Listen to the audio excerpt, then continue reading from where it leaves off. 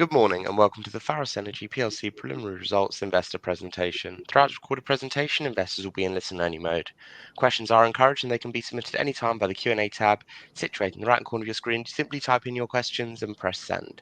The company may not be in a position to answer every question it receives in the meeting itself. However, the company can review the questions submitted today and publish responses where it is appropriate to do so. Before we begin, I'd like to submit the following poll. I'd now like to hand you over to CEO Catherine Rowe. Good morning. Thank you and good morning, everybody. I really appreciate everybody taking the time to join this morning's presentation. We did release our results last week, but thought this was a good time to open up to all of you who've joined to listen this morning. So thank you again. I'm joined this morning by our CFO, Sue Rivet. So the both of us will be presenting this morning. We'll take you through the results for the full year 24, but also some of the critical items that we've been working on, and also importantly, things to look forward to for this year and beyond. And then obviously we'll be closing at the end with some Q&A and happy to take your questions and answer as much as we can. So just moving forward, I'd like to start with an overview. For those of you who are not aware of PHAROS, we have two producing jurisdictions, two producing oil assets in Vietnam and Egypt. And I think what we're doing today is presenting just how they have delivered those assets financially and operationally during the course of last year. But importantly, what we can do this year to grow and extract further value from those assets. And it feels very much to the business that we're at a turning point in terms of growth ahead and actually capitalizing on that strong financial position and looking to grow and scale our business. So how do we do that? Well, we have existing quality assets that are delivering that stable production that you see in the results, meeting guidance for last year. And that has allowed us to look for additional growth of those assets and, as I say, extracting further value. We did require some catalysts in order to look forward for an additional work programme. One of those key catalysts was the granting of 5-year licence extensions in our two producing assets. So if you can see here on the left-hand part of that middle box, the TGT and CNV assets are our producing assets, and we were given an extra 5 years from the current term, granted just before Christmas last year. What that's allowing us to do is move forward with an activity, drilling activity campaign for this year, and we'll talk a little bit more about that later on. We did have a successful 2-well drilling programme in TGT last year, which is really important to sustain volumes. They are mature producing assets, so we do need to invest in order to maintain those production volumes. But as I say, really important and critical now is actually how we look to grow incremental volumes from those existing assets. And again, I'll talk a little bit more about that later on. In Vietnam, which is our core asset base, we also have our exploration potential. And I know some of you are very aware of these exploration blocks 125 and 126. They've been part of the PHAROS portfolio for many years. It is a deep water frontier exploration opportunity. And with that comes a high degree of risk, but also potential high reward. So what we're looking to do is balance the ability to give shareholders exposure to that. And ultimately, the absolute priority is to see Block 125 drilled in the near term. What we haven't been able to announce today is a partner for that exploration, but we are continuing our discussions. And one of the things that is coming out of those discussions is the need for more time on the license in order to progress a partner. So with that in mind, we've applied for a 2-year license extension for blocks 125 and 126, which would take us towards the end of 2027. And that provides future optionality for us to see that drilled. What we do feel is very confident that extension will be approved, mainly because of the strong relationship we have with PetroVietnam, our government stakeholder in Vietnam. It's critically important we have a strong relationship with our government stakeholders in both Vietnam and Egypt. And having demonstrated those 5-year license extensions in the producing assets, we do feel confident that we will be given extra time to pursue our exploration. The other thing that we did last year was made a financial commitment of around $5 million of long lead items in order to progress the drilling of that exploration opportunity. And that really provides some tangible evidence to the government that we're serious about seeing that drilled. We've made the commitment, and that will put us in good stead for securing those license extensions. So that's something that we hope to be able to talk about in the coming months. So that's Vietnam. We also have producing assets in Egypt. Egypt, whilst less of a core to the overall business, is self-financed. It is a self-contained part of the business, so it does fund itself. And I think that's an important part because it contributes at group level, whilst also being a profitable entity in its own right. However, in order to move forward and increase volumes, we're currently producing 1,400, 1,500 barrels a day from Egypt. We'd like to see that increase materially. In order to do that, we need increased time on our existing license, and we also need improved fiscal terms. And how we're trying to achieve those is through a consolidation of the two existing license concessions into one agreement. And this is a well-trodden path. There are precedents in country of this having happened. There are other conversations with other companies in country going on in the same vein. So it's well understood by EGPC, who is our government partner. And again, in order to demonstrate that we're making tangible progress on this, we were able to sign a memorandum of understanding with EGPC last month at the annual conference. And that's a critical milestone for us because it's not only dictated some of the key commercial terms, but also showing that the government is moving forward in a meaningful way with our discussions.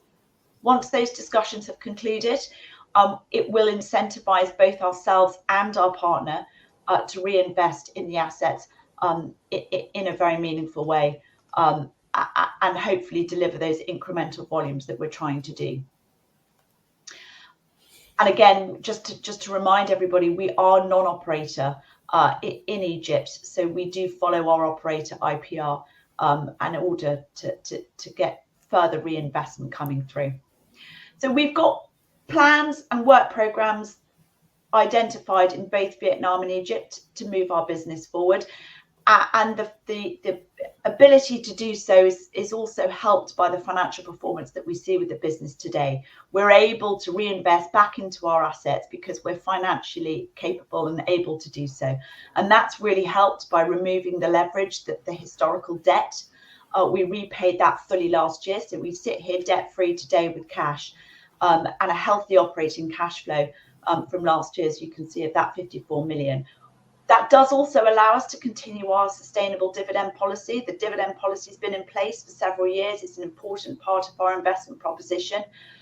It does protect the downside. It does deliver a tangible income return to shareholders, whilst we're trying to create capital return as well through the assets. So we feel like we're getting a healthy balance of allocating capital towards the ongoing dividend.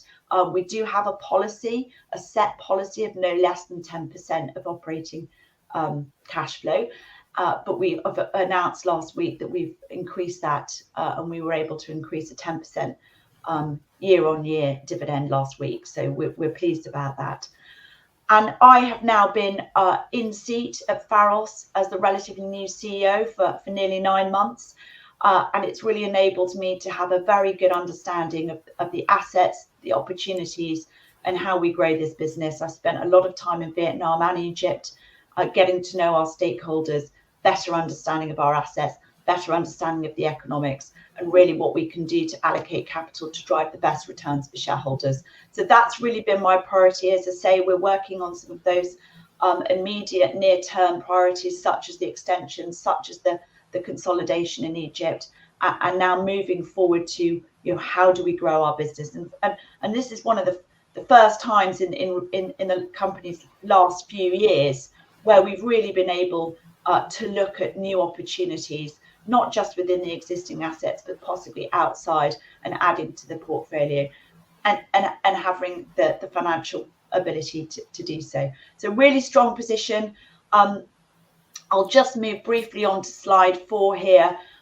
Just gives you an overview for those not so familiar. As I say, Vietnam, very much the core part of this business, very much where we prioritise and allocate capital, and Sue will be talking a little bit about this in a moment.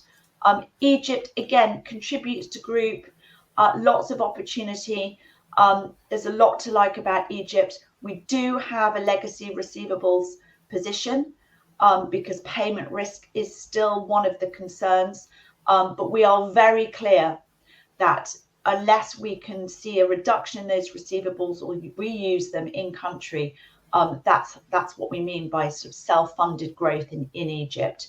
So we work every day to reduce that receivable balance. And last year we received $26 million from EGPC, which enabled us to reduce our and take out our existing debt. So there is still opportunity to recover those receivables, and again, we'd like to see that coming through later this year. And Vietnam, I've talked about mostly in terms of the key catalysts. So I'll come back a little bit later on just to talk about the activity predominant in Vietnam for this year. But at the moment, I'll hand over to Sue for a more in-depth review of our financial results. Thanks, Sue. Thank you, Catherine. I'll just move over to my slides. So just picking up on the 24 results position. So strong revenues there, 136 million coming into the group. As Catherine mentions, the hub of the group, if you like, or the core is Vietnam. So 85% of that coming from our Vietnam assets there. I think the key for us was moving to a debt-free position during the year. So 16.5 million in cash as we finished the year. I mean, that was very much ably assisted by the Egyptian receivables, as Catherine mentions, just under 26 million that we received from the government there. I mean, we do still have 29.5 million at the end of the year that was outstanding to us.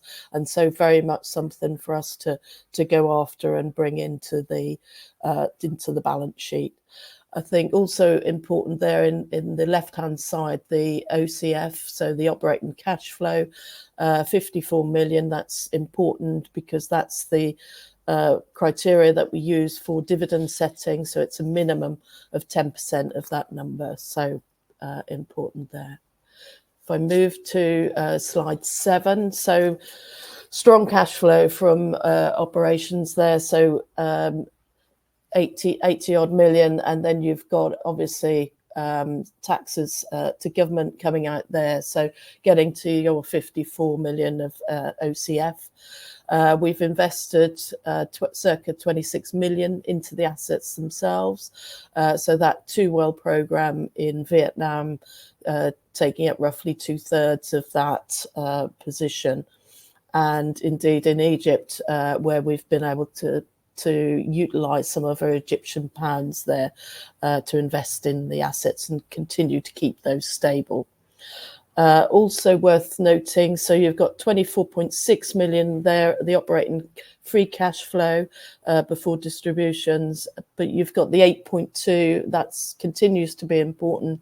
That was the carry, to do with the farm out to IPR, so 5 million roughly of that is to do with the carry, which finished in the first quarter last year. And then you've got 3.2, which was to do with the contingent consideration. So we've still got 2 more years of that contingent consideration to run. So again, so part of that still to look forward to, but the carry is now finished.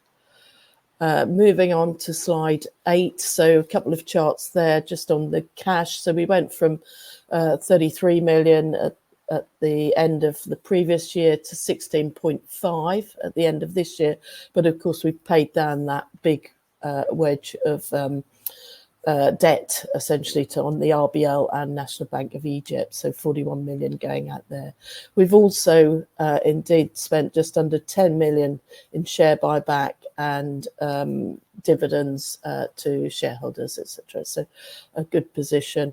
And just pointing out on the right hand side there, you know, if we'd have got the money in from the Egyptian receivables, or more money in, I should say, then we could have ended the year, you know, just under 50 million. So again, something to look forward to as we move forward.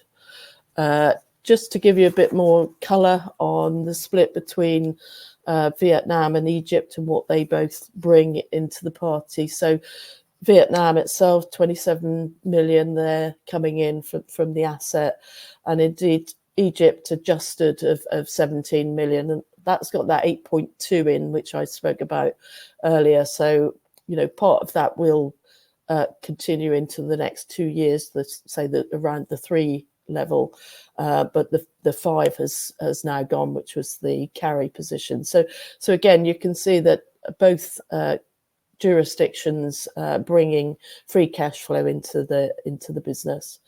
And of course, the 52 million at the end there, that's the repayment of debt, and indeed dividends and share buybacks to our shareholders. And just pulling out again that the sustainable dividend, shareholders, very important to us, part of our DNA. And as Catherine announced, we have declared a 10% increase in the dividend to 121 from 110 last year. So obviously that has to be ratified at the AGM, which is in May. And as we move forward to the next slide, so just telling you a bit about the spread of possible capital spend this year. So we've got a range there. So at the smaller end, you're 37 million, top end of 66 million, and very much that's driven by sort of an ambition, if you like, to go after the top end. Just to explain what's in the bottom end there, we've got a commitment well on 18X in Vietnam, TGT, which is to do with the license extensions. And we've also got long lead items in there for 5 additional wells in Vietnam, and plus a modest program of work in Egypt. So that's the lower end of the scale. What we really want to go after is that top end. And what that means effectively is that we would be drilling 6 wells in Vietnam, so 4 on TGT, 2 on CMV, and we would be looking for a sort of simulation, a program of work, 1 rig on CMV and 1 on TGT, so running those together. So as I say, so that's our ambition. Why would we want to go after that spend? You won't see the production this year. It will of course come into next year and beyond. So what we're actually aiming for is something in the order of 20% increase in production for next year and into the next 3 to 4 years. So that's the prize there. Also in Egypt, as Catherine mentioned, we've got the consolidation discussions ongoing with the government. Again, we would like to do a more ambitious program and bring the number of wells up there, but also obviously that production target. So again, a bit more of an aggressive position there. So I think, you know, that's great for us to go for. The bids in Vietnam are being opened currently by the JOC, so we'll be able to give more information on that in the next few weeks. Just going over to slide 12 there. So just trying to give you the valuation of the company. As you all know, the market cap, very modest, 119. The assets themselves, 264, that's your build up from Vietnam, Egypt, plus the working capital and cash balance there. But indeed, other things to go after on the right hand side, you've got the commitment appraisal wells, which we'll be doing hopefully later this year on both CMV and TGT. The Egyptian consolidation to go after, that will give us longevity of the license, which will actually obviously increase the value plus increase in fiscal terms. And then we're looking to move 2C into 2P on all of our assets, and indeed 125, 126, which we talk about there. So hopefully lots to look forward to as we move forward.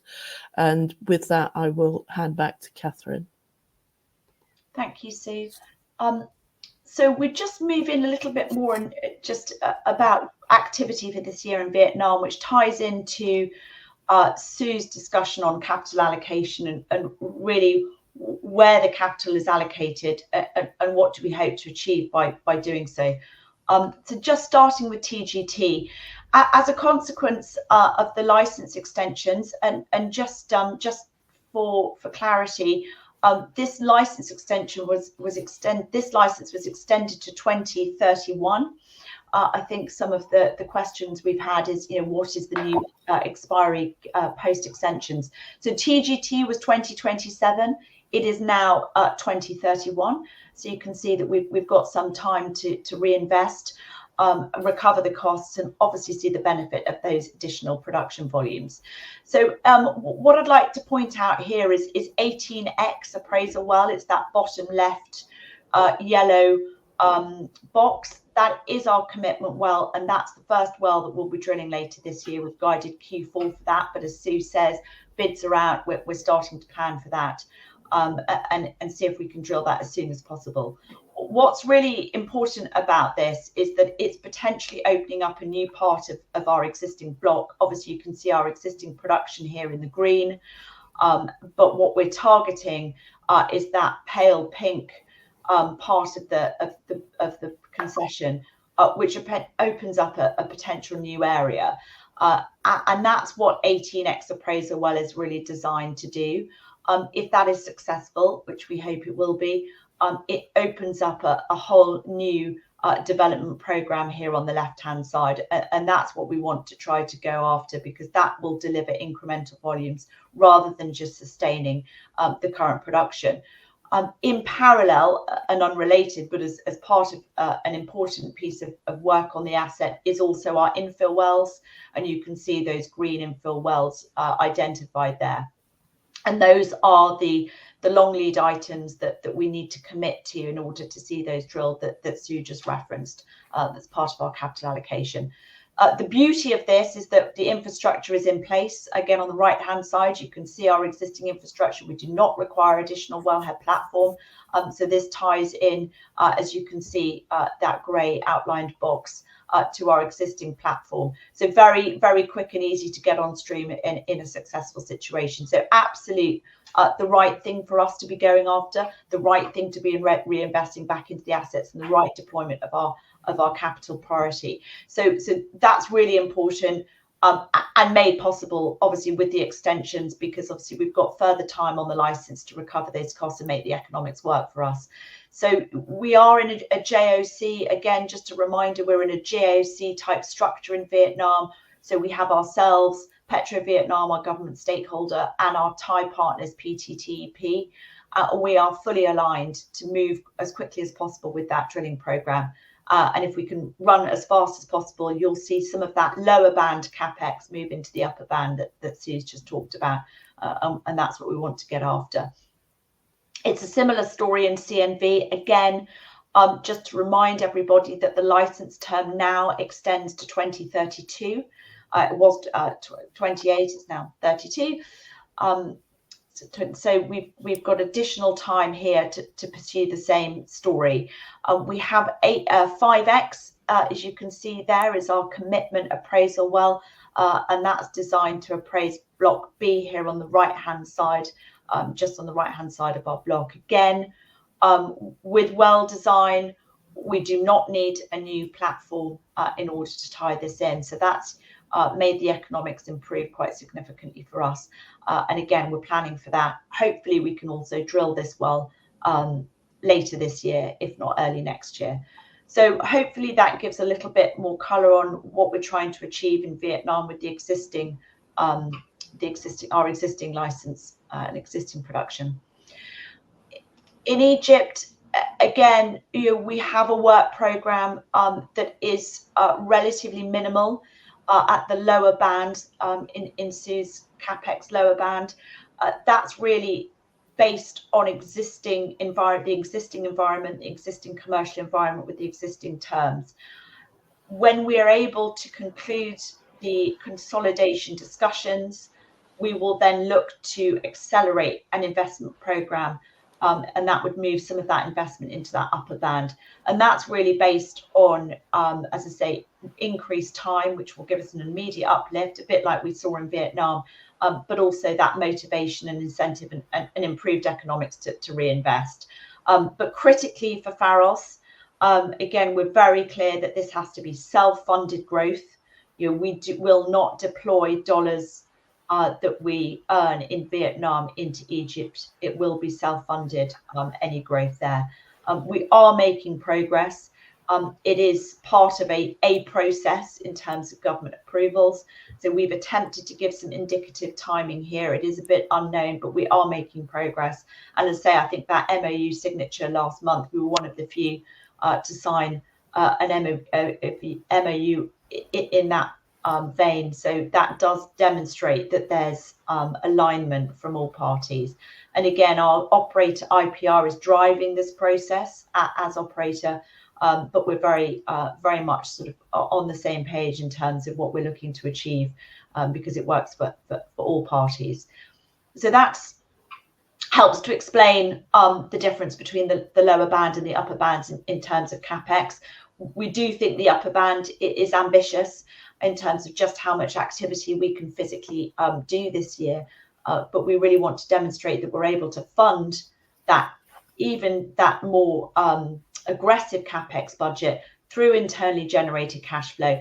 Also worth saying that we make a conservative assumption that we have not recovered any additional receivables from Egypt, which we clearly hope will be the case this year. We'd like to see that $30 million balance coming down, but we don't assume that for the purposes of funding our capex program or indeed the shareholder return through the dividend.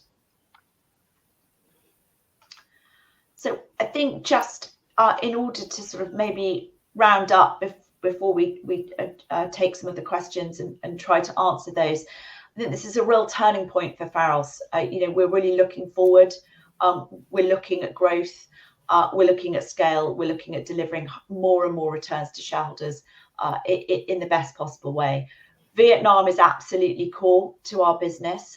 It underpins our long-term cash flows, and it's the right place to deploy capital for the reasons I just explained. And we have high premiums to Brent. It's very it's more profitable oil production than perhaps we see in Egypt. Having said that, Egypt can fund itself and can deliver incremental volumes if we ensure we have the right commercial framework. So we're very disciplined about that, but also clear that it contributes at group level as well. And partly, obviously, as we've mentioned before, yes, those recovery of receivables from Egypt, which have come through, albeit lumpy, but they did come through last year, and that allowed us to deleverage the balance sheet. So we sit here today with an unlevered balance sheet and firepower that in itself gives us financial flexibility and firepower to go after growth, not just with the existing assets, but possibly outside of the existing portfolio. So I think that's really important, that for the first time in a while, not only do we have accessible opportunities, but we have the ability to be a credible counterparty, to be funded, and to have the strength to be part of these conversations.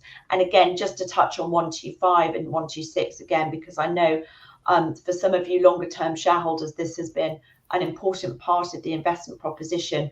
We are taking a fresh look at that, and that was something that I was able to do coming in new. Is this an important part of the portfolio? Should it be here? Should we be moving this forward?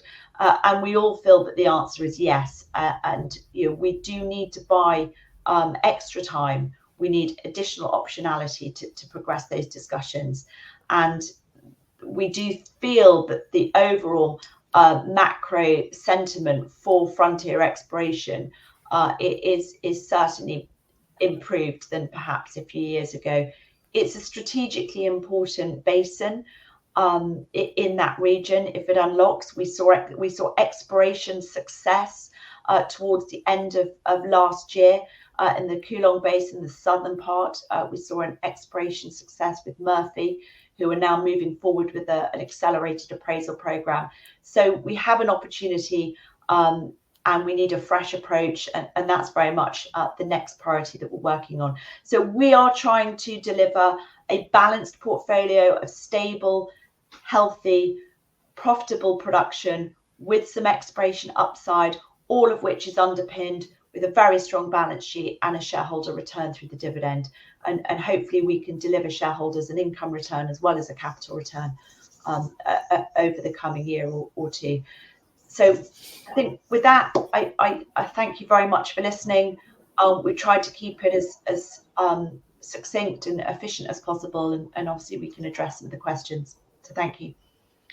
Perfect, and thank you very much for your presentation. Ladies and gentlemen, please do continue to submit your questions, and you can do so just by using the Q&A tab that's situated on the top right-hand corner of your screen.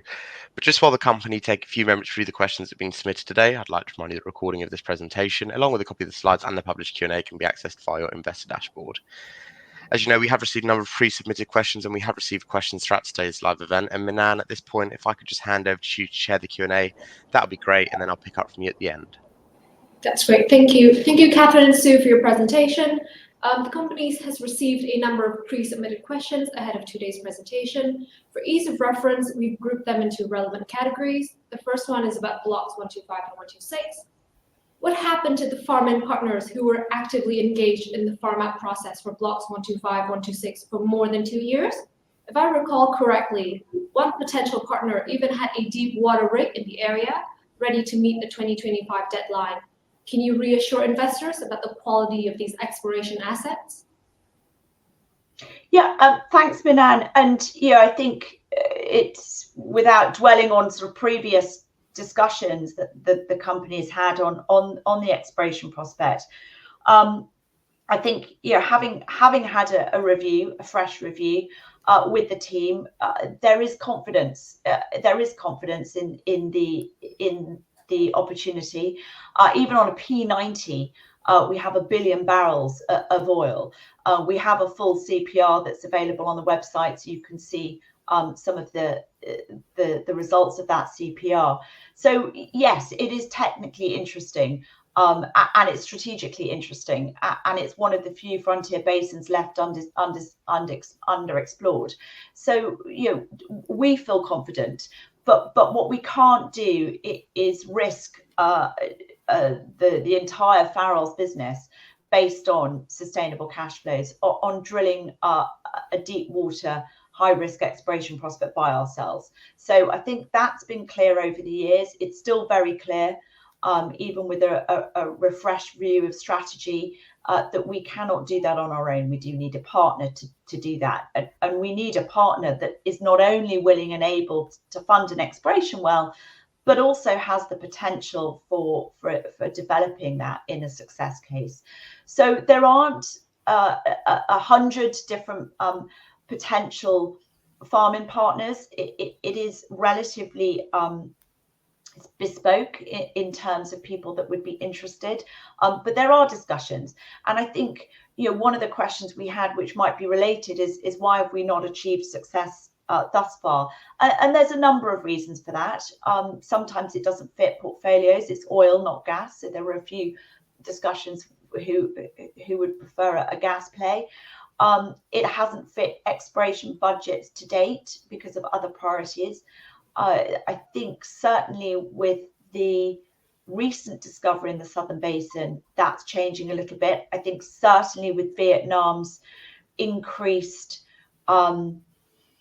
attraction or ability to attract international capital, you know, we have new legislation in Vietnam as of last year, a new Petroleum Act, which is designed to streamline the approvals process, attract additional capital. And there's certainly an impetus from Petro Vietnam to be opening up as they see more activity in the region. They also want to be part of that. So I think things are changing in terms of that respect. We are taking a revised approach to the process. I would say that's something that we're putting in place that we've done differently from previous. And I say we've given ourselves extra time on the license with that extension request. to enable those discussions to continue. So we do feel confident, but we're not going to do this without a partner. And those discussions take a bit of time, but it is a high priority. So in terms of giving shareholders confidence, you know, we will make sure that we owe it to ourselves to give this the best possible opportunity for a successful partnership, and we believe it's good enough. But as I say, it's you know, not a wide number of companies that would have the ability to fund such a program. Thank you, Catherine. You state you're applying for an extension of the license for blocks 125, 126. What are the odds of this being granted? Are you just kicking the can down the road? Yeah, I mean, it's a good question. You know, we saw ENI have the block above us. We saw they just secured an extension in January, so there's recent precedent. And obviously there's always that argument, are you just kicking the can down the road? I think for PHAROS it's different because we have made that commitment to the long lead items. You know, we committed $5 million worth of drill kit last year, and that's those items will be delivered this year. So we do have some tangible ability to say, look, we were serious. We've also got a lot of activity in TGT and CNV with PetroVietnam. So that all very much helps demonstrate to the government that this is our priority. This is fundamentally the majority part of our core business. So yeah, we do feel confident. It's not done until it's done. And I think we're very clear about trying to manage expectations. It will take a few months to go through the process. We've received some positive feedback, so that gives us an element of confidence. But you know, we'll be announcing when those extensions are secured. That's great. Thanks, Catherine. What are the top 3 lessons that we have learned as a company from the farm out process for blocks 125, 126 that we can use in the future? I think we've realised that it's technically interesting. A lot of the feedback has been about fitting that into strategic exploration budgets and priorities. And I think that's the piece that we see changing with a more favourable macro environment, I would say. Fantastic. Thanks, Catherine. Moving on to M&A. Where does M&A currently sit within the company's capital allocation priorities? Is it something that's actively being pursued? Catherine, can you add some color and give private investors some idea of the efforts you're making in the M&A front, e.g., how many assets you're screening per quarter and how many make it to due diligence?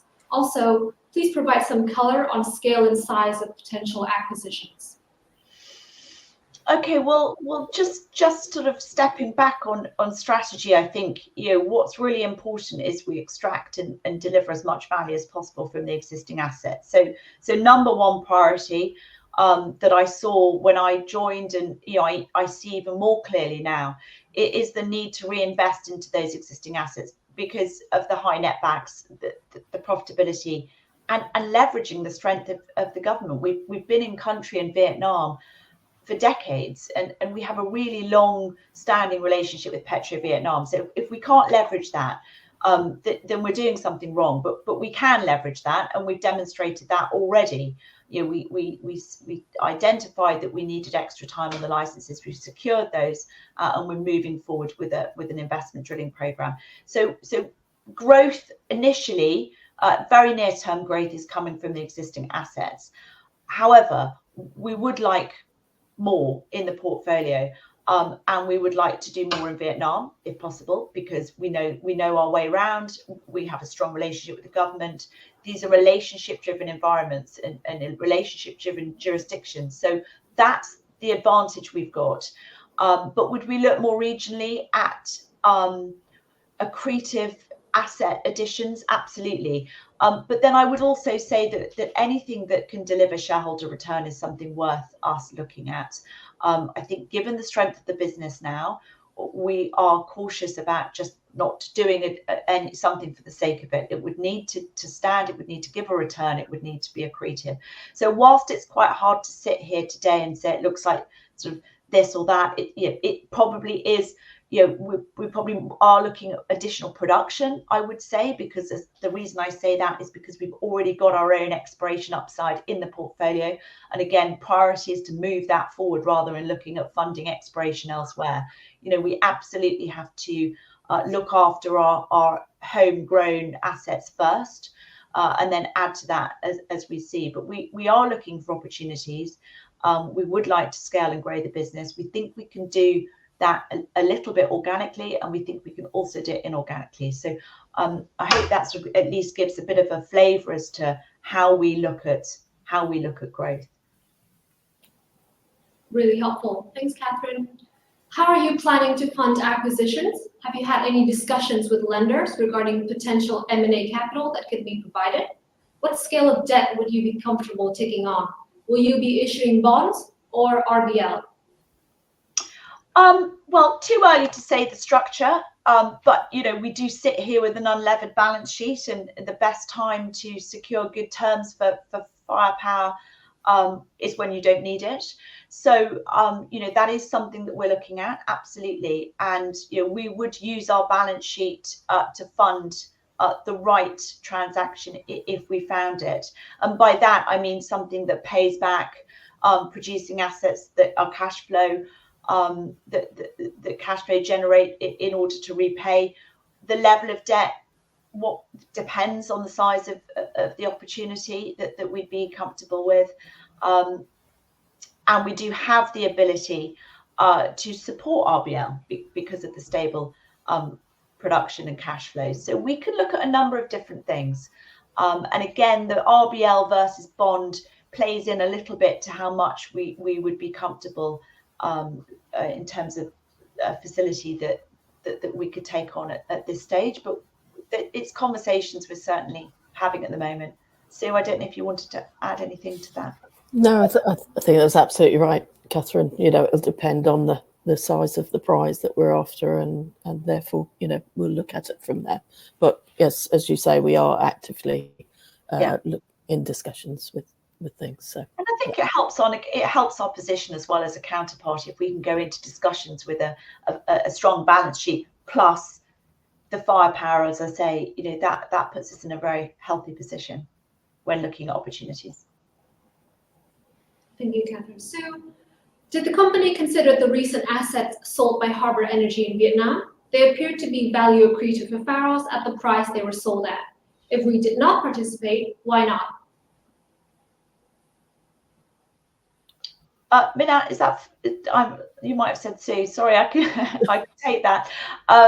Yeah, absolutely. I mean, that's a great question, because it's a great example of something that we would like to do. We were not in a position to do it this time last year when those discussions were ongoing. So, but that is a really good example of an accretive transaction that we'd like to be involved in. And that was interesting to see, and again, good read across for us. Seeing EnQuest coming in as a new country entry, which is the first time Vietnam's seen a new country entry for a little while.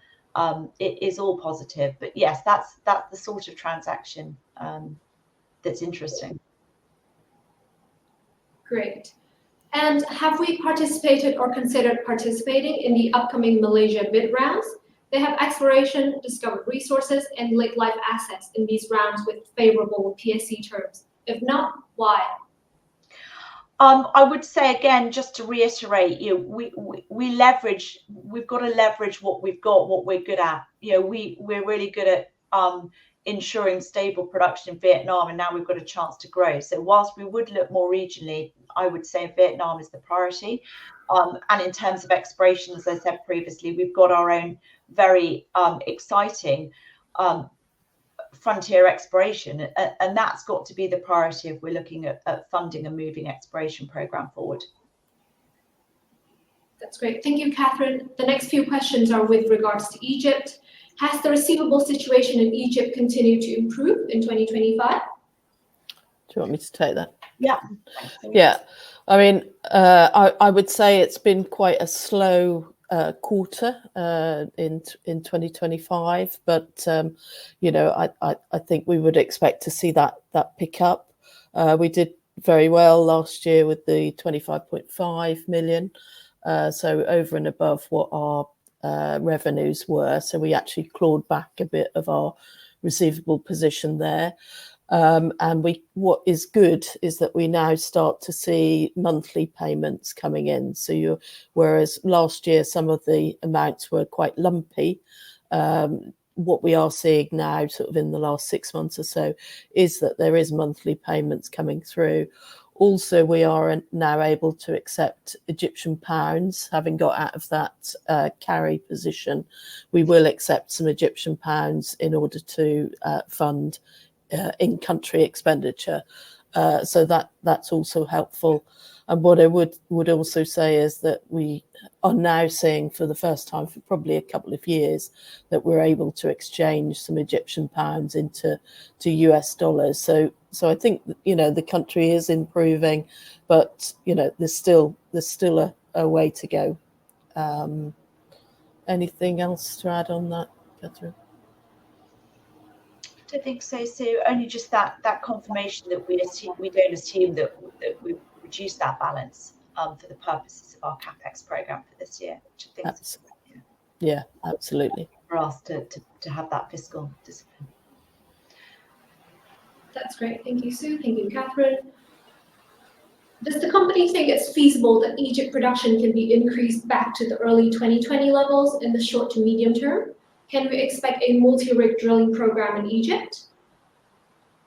Yeah, well, I certainly think we can see multi-well drilling program. That's absolutely part of the consolidation discussion. So obviously the quid pro quo for us in increasing our economics in the consolidation of the licenses, it is a work program, an investment program, and Egypt want additional investment. They need every single barrel, additional incremental barrel produced.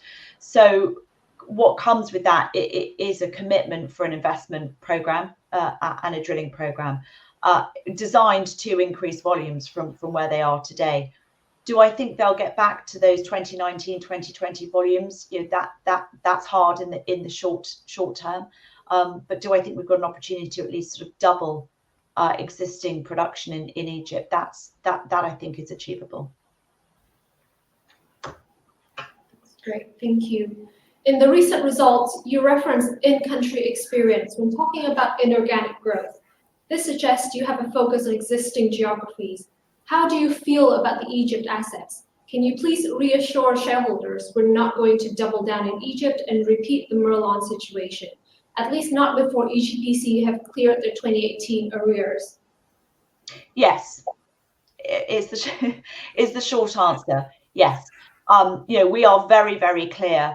And I say, I think that's why it's been very, very important for us to take a hard look at Egypt. And as I say, to the extent that it's self-funding and it finances itself, it contributes at the group level. And I think that's what we've tried to show today with some of Sue's slides, that the contribution that Egypt makes. But because of the receivables, because of the payment risk, it's partly why we use that high discount rate as well. I mean, you will see some of our peers using a discount rate of 10% for Egypt. We're using just below 15 because we take a conservative approach on the valuation, but also in terms of what we do with that receivables position. So until we see that balance and that payment risk reducing, it makes us cautious on reinvestment, absolutely. And as I say, what we're very clear about is not utilising Vietnam generated free cash flow for further investment in Egypt. So really hope that's clear. Thank you, Catherine. Moving on to strategy. Have you considered a dual listing in an exchange that's more welcoming and receptive to your resources companies, e.g. in North America, to get the share price closer to NAV? One of your UK listed peers have recently moved to Canada, has grown multifold. I think a dual listing in itself is not a silver bullet. yes, valuations in North America tend to be healthier, and the discount slightly less. I mean, we do see that discount here, as we identified, and again, we're not alone in that. But at this stage, there are no plans to do that. Certainly not at the size that we are. It makes more sense when we have achieved some scale and growth, and we just have to focus on that in terms of our strategy at this point in time. And as I say, having an unlevered balance sheet allows us to fund that growth without having to rely on equity and without having to be effectively restricted by that NAV discount with our share price. So no plans at this stage for a business our size, but always a possibility as we move forward and grow. Thank you. Why are we still mentioning COVID-19 in the annual results in March 2025? Can you confirm that working from home measures have now ceased? Yes. I think for this business, COVID was quite fundamental in terms of shaping the future. But as far as I'm concerned, and the management and board are concerned, we look forward. We are very active. We've got a lot of opportunity to go after, and we're all working hard, and we don't have working from home measures in place anymore. That's great. Thank you. With regards to shareholder returns, a shareholder asked, the dividend yield is only 5% this year. Many of your peers are yielding 15 to 20%. Could this be one of the reasons that we trade at a larger discount to NAV versus our peers? I think different shareholders want different things.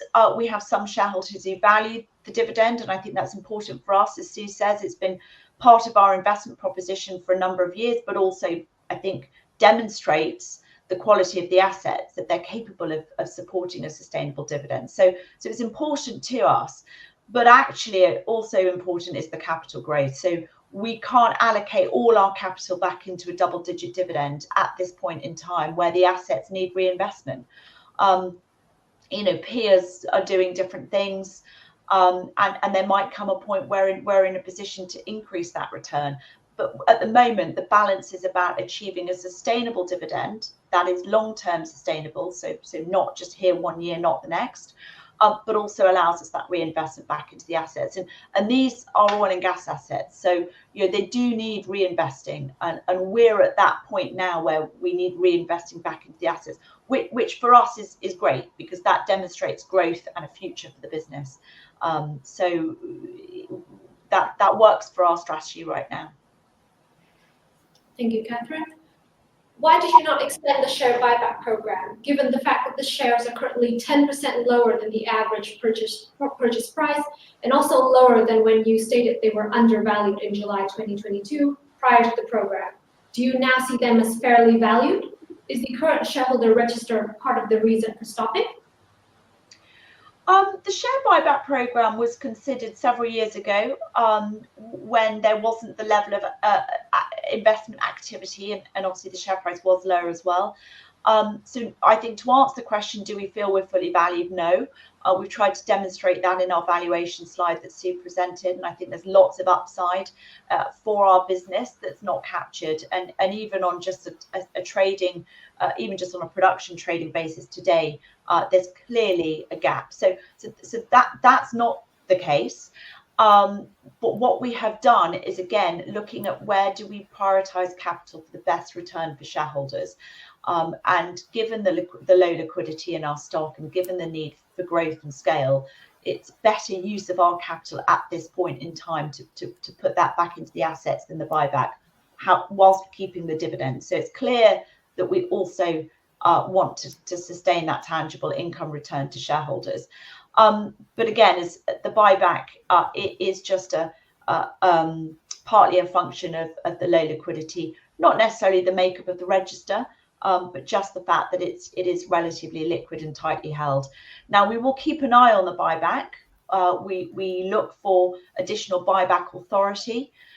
We will be doing that as ordinary course business at the AGM. because we like the flexibility of being able to reinstate that policy if we feel that's the best use of capital. But that's the reason we've paused it at this point in time, because of that CapEx program and the assets that we've got this year. That's great. Thank you, Catherine. We will now move on to the live questions that were submitted during this presentation. The first question is from Andrew F. How progressed are the JOC's plans for Vietnam to deliver the upper band CapEx program? Have separate rig tenders commenced? They are well progressed, and the rig tenders are as part of one discussion. So they're not separate discussions, they're not separate tenders, they're together, and obviously the reason for that is for better commercial terms.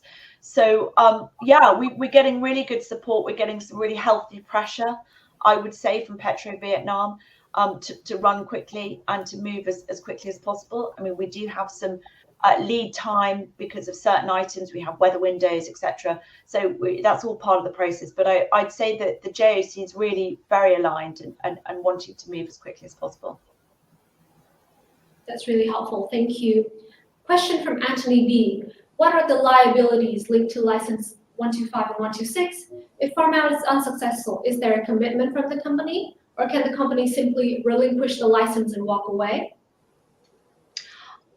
Okay, thanks for your question. Yes, there is a financial commitment linked to 125 and 126. They're together, just again to be clear, 125 and 126 are together essentially as one license. And there is a financial commitment. Obviously, that's designed to encourage drilling. In the event of no drilling, that's a dollar commitment of $15 million, 15.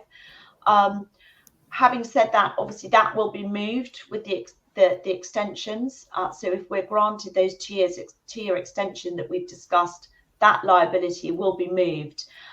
In the event of an unsuccessful farm-in, we're unable, then we are thinking of other ways to maybe work with Petro Vietnam, possibly in the producing assets, to see what we can do about that liability.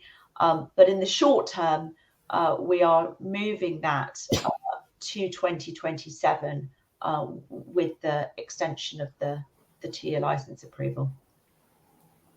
Thank you. On the same topic of 125, 126, Sam S. asked, can you clarify what exactly you have changed about the farm-out process and why you deemed following a different process is important?